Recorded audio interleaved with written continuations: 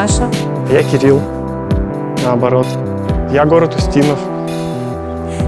Я Наташа и Кирилл. На том этапе, с которого мы начинали, мы себе как бы вообще не могли представить, что будем участвовать в больших выставках музейных. Мы же не сразу назвались микроарт-группой, себе спроектировали на 10 лет будущее и, в общем, начали поступательно к нему идти, чтобы оказаться в СЕПе сегодня. Мне вообще не принципиально. Как бы микро, не микро. Это Кирилл за это звание зацепился. У меня был такой кризис по отношению к тому, а для чего это делается. Наташа еще может непрерывно работать. То есть там, взять в руки материал, начать что-то делать и так ежедневно. Вот. А у меня похоже на какое-то умирание как бы в повседневности. Я как бы, находясь дома, я отключаюсь на множество каких-то еще дел. И мне нужно время, чтобы накопить вот такую энергию и вдруг ожить, а с другой стороны вот умереть в этой повседневности. Но это понимание приходит, когда приближается, например, дедлайн. Ты вроде бы сидишь, работаешь, тут как бы резко какая-нибудь выставка, и ты не знаешь, что делать. Расслабленное состояние, ну нет, оно как бы и не расслабленное.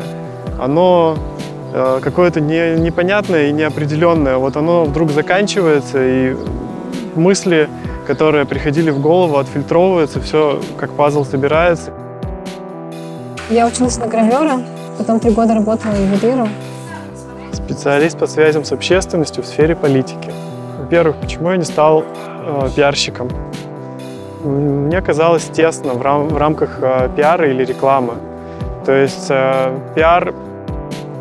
политический пиар в России, он ограничен государственной идеологией и программой, а реклама, но она всегда ориентирована на определенную целевую аудиторию, задачи заказчика.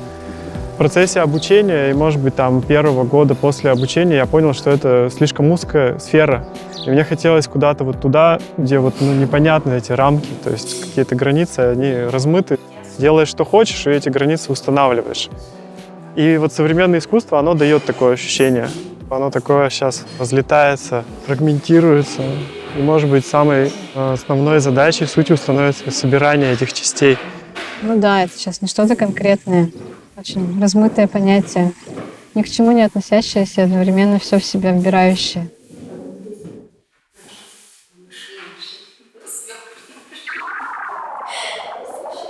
Земля-музеем — это все-таки выставка, занимавшая 1300 квадратных метров, то есть 3 этажа музея, и вот нужно было буквально построить это, вот, начиная от фундамента, какой-то общей идеи и заканчивая там уже расположением, я не знаю, оттенками цвета и так далее. То есть собрать всех художников, собрать себя. То есть мы здесь на этой выставке скорее выступали как художники, но скрывались за рамкой кураторства для того, чтобы не быть главными художниками этой выставки.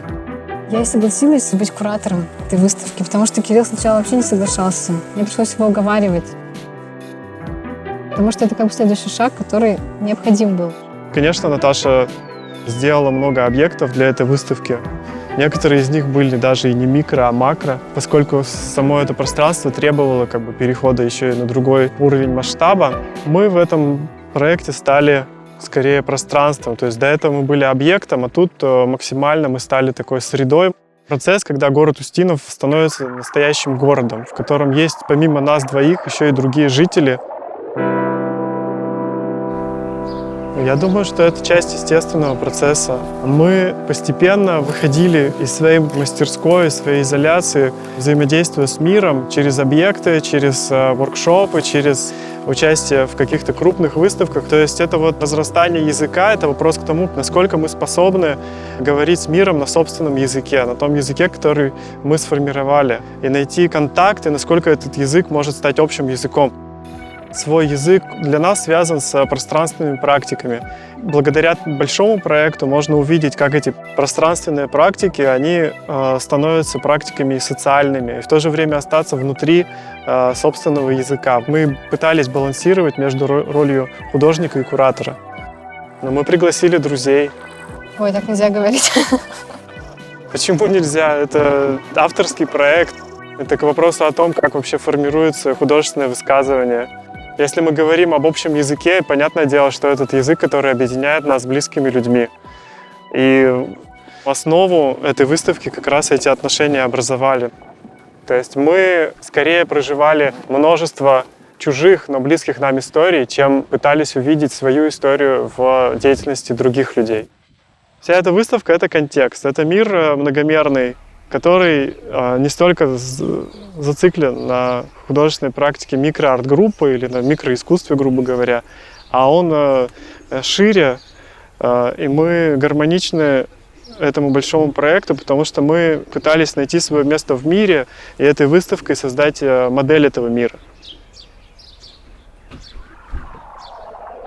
Можно сказать, что вот СЕПа начинается квантовый музей. Он получил заряд благодаря тому, что вот 4 дня приходили люди, смотрели, слушали, веселились, расстраивались, если что-то не получается.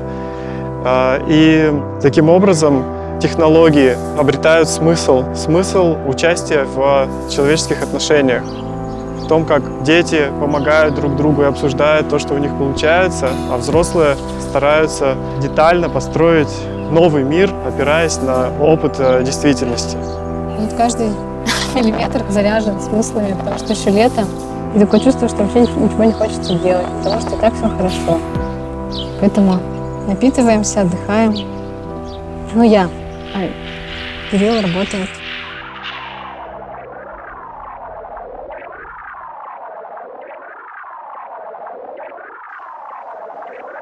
Я еще по натуре определяюсь на созерцание. То есть я могу долго не переходить к конкретным действиям. Мне интересно наблюдать. И проект, основанный на социальном взаимодействии, он позволяет создать то, от чего можно оттолкнуться, на что можно опереться, нащупать то, к чему ты имеешь отношение. Собственно, для меня поэтому объект любой, он является не только артефактом отношений с материалом или отношений с окружающим миром, миром физическим, но также он является артефактом социальных отношений или персональных каких-то.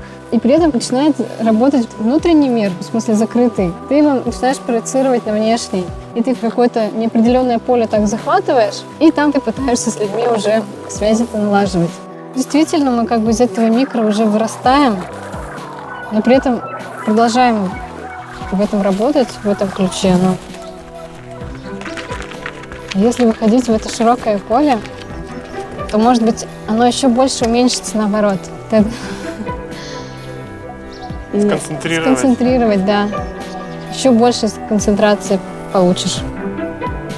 Потому что когда ты выходишь в этот внешний мир, ты действительно больше концентрируешься. Да. Наташа хорошо сказала.